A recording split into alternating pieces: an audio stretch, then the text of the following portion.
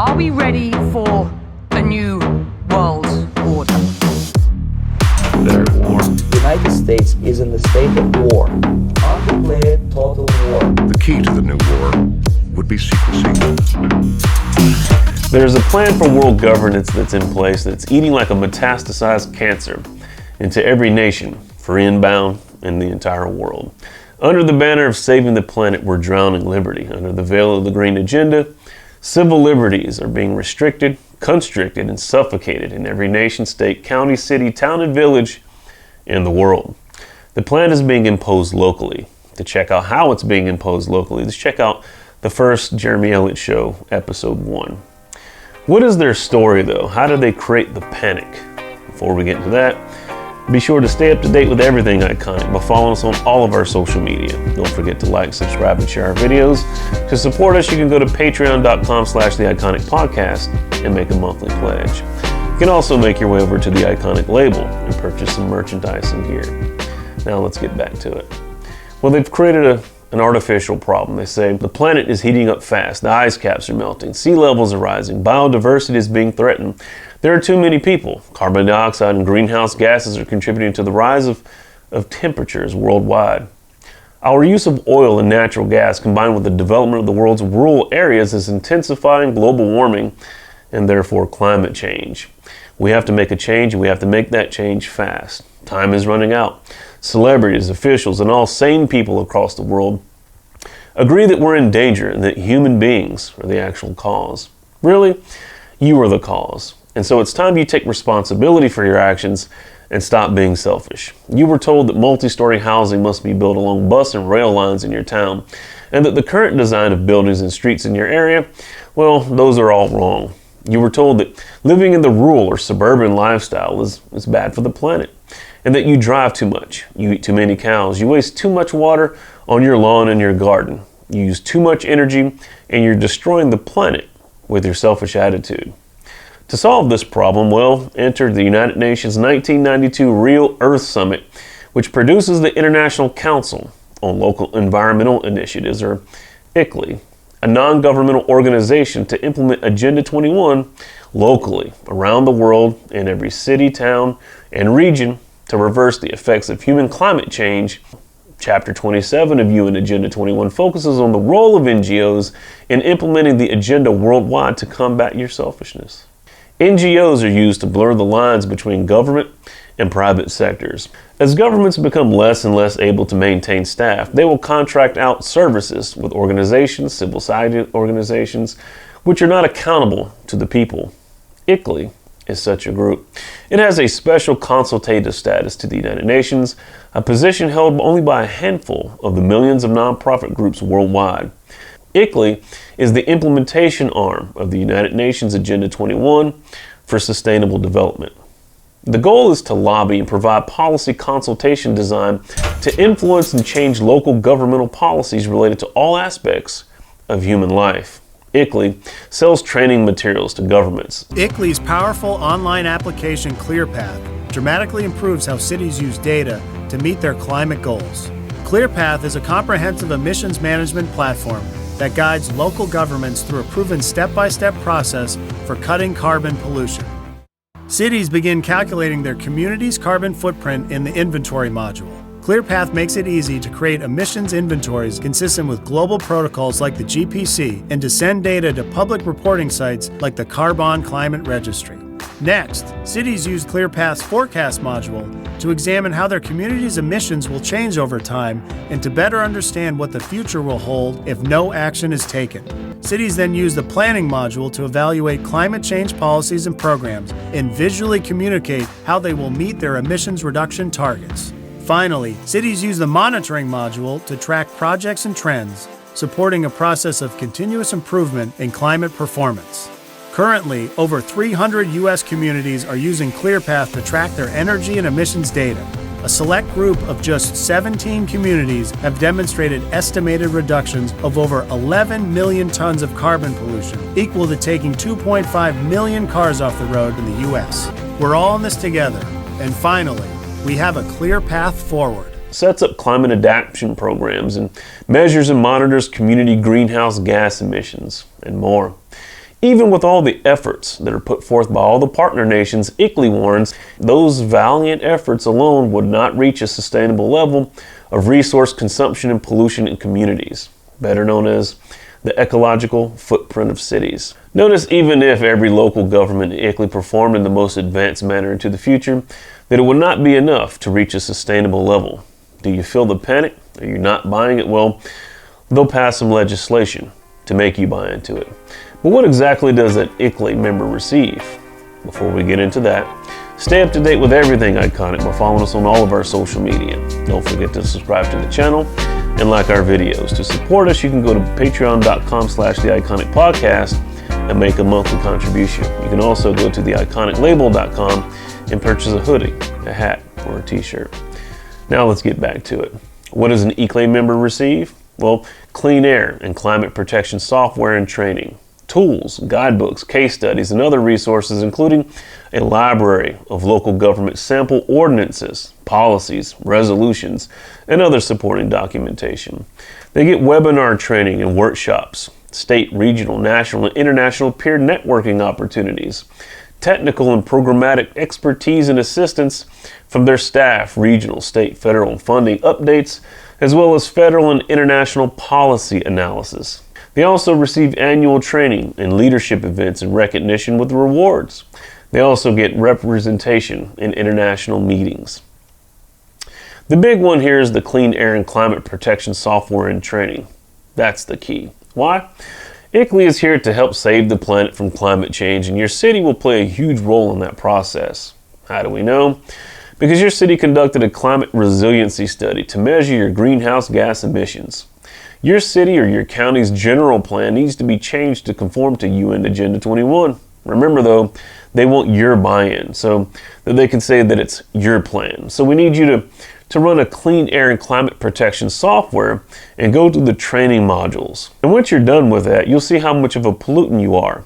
We need you to buy into it because we need you to go to represent the plan to your people as your own. We'll teach you exactly how to do it. Together, we can save the planet if and only if you follow these new rules. This isn't a left or a right issue. No American wants an increase in domestic surveillance, corporate takeover of our political, legal, and governmental systems, restriction of free speech, or the enormous waste of our resources through endless wars, phony climate crises, and fake pandemics. And no matter what you call it, if you call it smart growth or sustainable development or form-based zoning or capacity consistency and rebuilding or wildlands projects or homelands projects or outcome-based education, it's world government. And it's based on collectivism, corporatic in structure, authoritarian in scope, communistic in implementation, ideologically it's communitarian, technocratic in its control mechanism, and feudalistic when it's finally implemented. The question is not, what is Agenda 21? The question should be, what isn't Agenda 21? And it's not Republican, it's not Democratic, it's not Libertarian, and it's not Independent. It's Communitarian. That's the new law of the land. What is Communitarianism? Well, few Americans will ever have been taught the original Communitarian law, derivative Communitarian law, or complementary Communitarian law, even in higher education. Most schools introduce their students to international law and leave it at that. Communitarianism is now the new surrogate individual. Well, what does that actually mean? Before we get into that, stay up to date with everything Iconic by following us on all of our social media. Don't forget to like our videos and subscribe to our channel. To support us, you can go to patreon.com/theiconicpodcast and make a monthly pledge. You can also go to theiconiclabel.com and purchase a hat, a hoodie, or some gear. Now let's get back to it. Well, what does it mean? What is communitarianism as a surrogate individual? Well, since the long arms of Agenda 21 are reaching into every area of the world, the philosophy of communitarianism is being passed along with it. People are slowly, quietly, passively being pushed into what's known as the hive mind, the collective mind, or consensus thinking, mass formation psychosis, or groupthink, or whatever term you like to use to describe it. Individual rights and freedoms in general are to give way to the needs of the communities, as described by the globalist governing body. The United Nations Agenda 21 calls for lowering the standards of living for Americans so that the people in poorer countries will have more. That's called a redistribution of wealth, Only then will there be social justice, which is a cornerstone of Agenda 21. The lines between governmental and non-governmental groups will be blurred more and more as unelected local groups make policy decisions using what's known as the Delphi technique to manufacture consensus. What is this Delphi technique? Well, developed by the Rand Corporation as a Cold War mind control technique used to channel a group of people to accept a point of view that is imposed on them while at the same time convincing them that it was their idea. Well, what are they using this technique to make you think it was your idea? That your individual rights and freedoms need to be balanced against the collective rights of the whole, that your freedoms need to be limited for the common good. The same goes for your nation's sovereignty. Nations and their populations have acted irresponsibly and have almost irrevocably damaged the world's ecosystems. But thankfully, we can all come together and balance our individual rights and freedoms against the collective whole, and not only individuals, but on a global level as well. That's communitarianism. Its influence has already been seen in the last 2 decades in the political sphere. So how do we get this communitarian thinking implemented into the United States? Well, as you also may know, Clinton was elected president in November of 1992, and 6 months later, he issued Executive Order 12852, which created the President's Council on Sustainable Development, the PCSD. It first met in summer of 1993 and continued into 1999. The PCSD immediately began laying the groundwork for implementing Agenda 21 inside the United States. The goal was to change public policy to bring it in line with the new agenda for the 21st century. The PCSD formalized its recommendations in Sustainable America, a New Consensus. The President's Council on Sustainable Development, the PCSD, gave a grant to the American Planning Association to design legislative guidebooks to be used as the blueprint in every city, county, and state in the United States in order to implement Agenda 21. This document, called the Growing Smart Legislative Guidebook, Model Statutes for Planning and Management of Change, took 7 years to complete and a full 9 years to arrive at this final version. It's called a guidebook, but really it's a blueprint that contains sample legislation, ordinances, rules, regulations, and statutes to be incorporated into the general plans of every city and county within the United States. By 2002, every planning department in every local, state, and federal department that governs land use had a copy and was implementing the practices, along with every university, college, junior college, private school, and teaching institution in our nation was using Growing Smart in its curriculum. Now, does that sound familiar to you? Well, it should, because Growing Smart is today's smart growth. For the last 10 years, there's been a planning revolution across the United States. It was the implementation of Agenda 21's Growing Smart under the idea of mixed usage. Redevelopment is a tool to further Agenda 21's vision of remaking America's cities with redevelopment. Economic collapses get engineered and they create a chain of events. The loss of funding means a loss of services to outlying areas, which means roads and utilities are not readily maintained in rural and suburban areas. Roads not being maintained means that schools are not being supported in those areas. Law enforcement, fire, and social services not being available in those areas. Eventually, department stores close, utility service, gas, and energy providers won't provide access due to, loss of roadway access, faulty or ill-maintained equipment, safety hazards, and so roads, supplies, and utilities become less and less and less available. Eventually, on and off-road ramps to those areas get closed due to quote-unquote safety concerns, cutting off entrances and exit options for vehicular traffic to and from those locations. The net result is a pro-con list of existing and future residents saying that the cons for living in such an area far outweigh the pros for living or even moving there. The net result is a gradual movement of that population out of those areas into a denser city center location. And to add to that list, we have engineered food shortages, supply chain disruptions, an increase in cost of gasoline coupled with higher cost of energy to heat and cool those larger, more distant homes from city centers, and you have more and more pressure to leave those areas.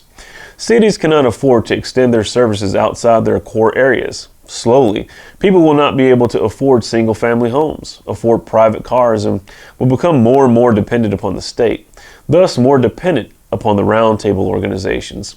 The idea is to apply the pressure that makes their lives as uncomfortable as possible. And they, being oblivious to the fact that they're being systematically targeted, they think these are just naturally occurring events, and they blame it on things like, well, the stock market or inflation or pandemics or Russians or North Koreans or whatever other nonsense they can think of, while behind the scenes they're being systematically manipulated at every turn or every step of the way. And then those manipulators step in and provide all the solutions that you're so desperately in need of, which is what they said that they would do from the beginning. The push is for you to get off the land and become more dependent, get out of the suburbs and into the cities, out of the private use of your homes and into condos, out of the private cars and onto your bikes. Bicycle advocacy groups are becoming very powerful now and are being used to help reshape and redevelop the cities for sustainable development. National groups such as the Complete Streets or Thunderhead Alliance have training programs teaching their members how to pressure for redevelopment. It's about remaking the cities and rural areas for sustainable development. High-density urban development without parking for cars is the actual goal. They call them transit villages. This means that the whole town needs to be demolished and rebuilt in the image of sustainable development under the ideology of communitarianism. Communitarianism is the idea of balancing the rights of the individual with the so-called rights of the community. So, how can you balance the rights of the individual with those of the community? Before we get into that, stay up to date with everything Iconic by following us on all of our social media. Don't forget to subscribe to the channel and like our videos. To support us, you can go to patreon.com/theiconicpodcast and make a monthly pledge. You can also go to the Iconic label to purchase a hat, a hoodie, or a t-shirt. So how do you balance the rights of the individual with the rights of the community? The answer is simple. You don't, because that's stupid. And it reveals a false dichotomy. Why? Because the community is a non-entity. It has no rights under the Constitution. Individuals have rights and responsibilities that are inalienable, but the community, there is no such entity in existence. There is no such thing as the community as a whole, or the collective, or the global society. So the idea of balancing the rights of the individual against the rights of the community is it's a false dichotomy, a false choice, a false presupposition that should be called out for what it is. It's nonsense. The term community somehow gets the same rights and consideration as the individual is granted under the Constitution and makes a move from just being a term that refers to a group of right-bearing citizens to an entity itself, as if it can possess rights that an individual citizen is guaranteed under the Constitution. This sleight-of-hand magician's trick is a literary device used by the roundtable groups to trick unsuspecting citizens into thinking that there is a collective, a real entity known as the community that has rights, responsibilities that should be balanced against the rights of the individual. Now, we see the rhetoric of a global community under additional rhetoric of climate change. This is being pitched as the enlightened, politically correct position. If you disagree with it, or more literally, if you're familiar with the history, and you know that it's just a ploy for world government, then you're labeled selfish if you insist that your individual rights and freedoms are to be protected. And this is the label that's placed on you by the UN Agenda 21. These dictators who run trusts, foundations, planning departments, city and town councils, think tanks, provinces and states, non-governmental foundations, secret societies have crafted rhetoric to make you think that you're selfish for standing up for your rights if you reject their power grab. And you're considered selfish because, according to them, you should accept this idea for the good of the planet, for everyone's safety, for your health, to protect your children, to limit workplace violence, to end poverty, to end bullying, to stop world hunger, to protect the rights of those in the future, to elevate the rights of women and young girls, to make more equitable, sustainable, and a prosperous world. To each of these we can say nonsense. Because to feed the world, you have to control the world's food supplies. To end poverty, you have to control all the money. To stop bullying, you have to impose ideologies and enforcement mechanisms. To secure everyone, you have to control everyone. Part of the plan is to speak in coded language and deliberate vagary and elusive jargon designed to disguise the true motives and ambitions hidden behind buzzwords, vocabulary deliberately designed to keep people from being alarmed. Words like equity, equality, social justice, diversity, inclusiveness, stakeholders, consensus, progressive, smart, green, regional, sustainable, all buzzwords with empty slogans like build back better, we're all in this together, stay home, stay strong, apart but united, are used to manipulate you. When you hear jargon like this, you know that you're being conditioned to support and accept the project or the plan that they've attached to it without any questions asked. They are designer buzzwords and slogans created to help you feel as though you belong to the masses, that you're doing something positive and good, and that you'll gain acceptance by participating in them. It's a smokescreen, a movie prop, a mirage of water for parched lips, and the deserted, barren wasteland of empty promises inspired by the devil himself.